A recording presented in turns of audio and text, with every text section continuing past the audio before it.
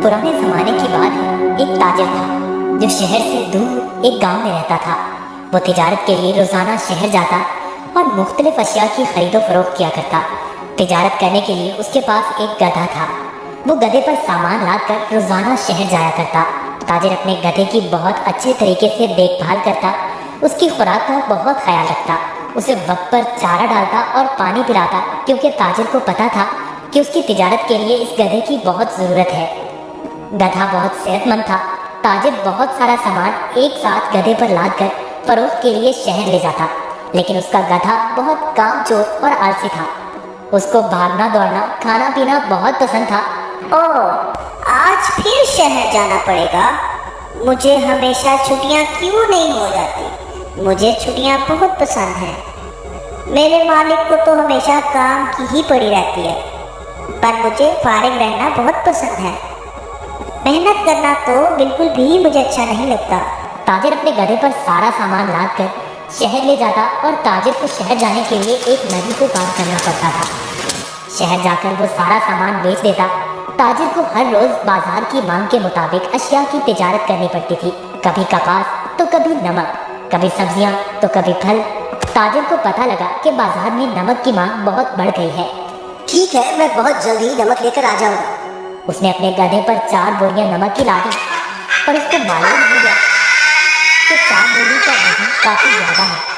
ओहो, मेरा गधा इतना वजन नहीं उठा सकता। इसका वजन थोड़ा कम करना पड़ेगा, यही ठीक रहेगा। उसने गधे की पीठ से एक बोरी उतार दी, फिर भी गधा आगे जाने के लिए तैयार नहीं था। ताजिर को अपने गधे का तो बहुत ख्याल था, पर उसको अपने गधे का पता था कि वो बहुत कामचोर और आलसी है। उसने एक छड़ी गधे की पीठ पर मारी और उसे बाजार ले जाने की कोशिश करने लगा।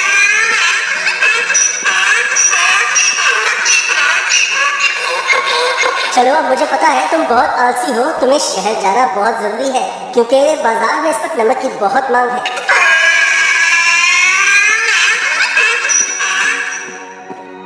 ताजिर ने सारा नमक फरोख्त कर दिया। ओहो, सच में बाजार में नमक की बहुत मांग है। ताजिर ने फिर रोज की तरह शहर में नमक फरोख्त करना शुरू कर दिया। गधे पर कभी 3 तो कभी 4 बोरियां लादकर बाजार जाना पड़ता था, जिसकी वजह से गधा नाखुश था। पर वापसी पर गधा बिल्कुल खाली आता और बहुत खुश होता। रोज की तरह ताजिर ने फिर से 4 बोरी गधे की पीठ पर लादी और शहर की तरफ निकल पड़ा। जब वह नदी के पास पहुंचा तो उसे पानी ज्यादा नजर आया। हमें बहुत ध्यान से आहिस्ता आहिस्ता चलना होगा, ताकि हम पानी में कहीं गिर न जाए। जैसे ही उन्होंने आधी नदी पार की, अचानक गधे का पाँव एक बड़े पत्थर से लगा और गधा फिसल गया और पानी में बैठ गया। ओहो, तुमने ये क्या किया? बोरियां तो अभी भी मेरी पीठ पर हैं, लेकिन मुझे इतना वजन महसूस नहीं हो रहा। ये एक जादुई नदी है। गधा इस बात से हैरान था कि नदी में फिसलने की वजह से उन बोरियों का सारा नमक नदी में घुल गया था और बोरियों में से नमक खत्म हो चुका था, जिसकी वजह से गधे को वजन महसूस नहीं हो रहा था, क्योंकि बोरियों में नमक बचा ही नहीं था, सब खत्म हो चुका था। ओहो, मेरी सारी मेहनत जाया हो गई। अब मैं शहर जाकर क्या करूँगा? सारा नमक तो बह गया है। शुक्र है खुदा का, मेरा गधा तो सही सलामत है। गधे को कुछ नहीं हुआ। अब शहर जाने का कोई फायदा नहीं। मुझे अब घर जाना चाहिए। वाह, कोई वजन भी नहीं और काम भी नहीं। ये तो कमाल की नदी है। फिर अगले दिन ताजिर ने 4 बोरियां गधे की पीठ पर लाद दी और शहर की तरफ निकल पड़ा।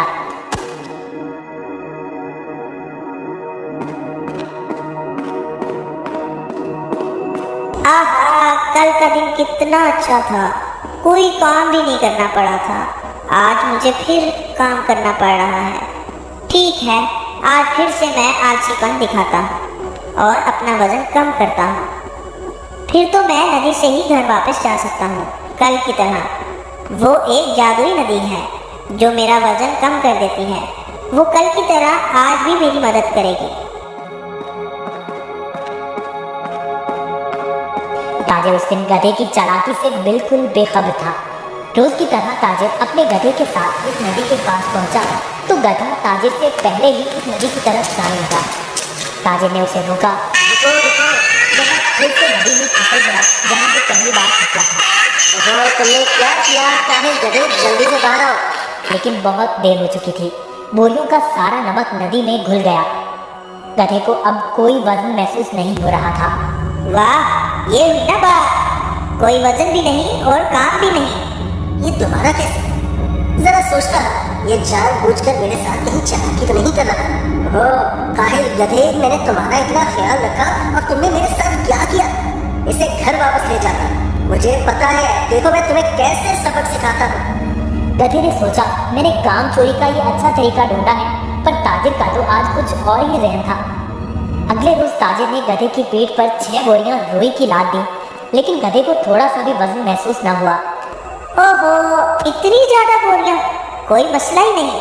शहर तक जाना किसने है, इस जादुई नदी तक तो जाना है बस। और वो शहर की तरफ जाने लगे। जब वो नदी के पास पहुंचे तो अचानक से गधा नदी पार करने लगा और उसी जगह पर फिसला जहां वो पहले फिसलता था। ताजिर बाहर खड़ा होकर ये सब मंजर देख रहा था। ओहो, ये मेरी पीठ पर इतना वजन कहाँ से आ गया?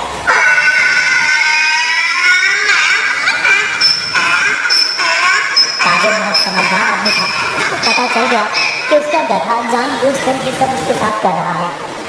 इसलिए ताजिर ने इस दफा बोतल में नमक के बजाय रुई भर दी थी। जैसे ही गधा नदी में फिसला तो रुई ने पानी जल्द कर लिया और गधे की पीठ पर वजन ज्यादा हो गया। हाँ, तुम मुझे इतने दिनों से बेवकूफ बना रहे थे। तुम्हारी इस हरकत से मेरा बहुत नुकसान हुआ है। तुम्हें इस बात का अंदाजा नहीं है क्या? अब तुम इसी तरह बोरियों के साथ घर जाओगे। गधे को उन बोरियों के साथ ही घर आना पड़ा। इस तरह गधे ने अपना सबक सीख लिया और उस दिन के बाद गधे ने कभी नदी में फिसलने की हिम्मत न की। इसलिए नतीजा, जैसा करोगे वैसा भरोगे।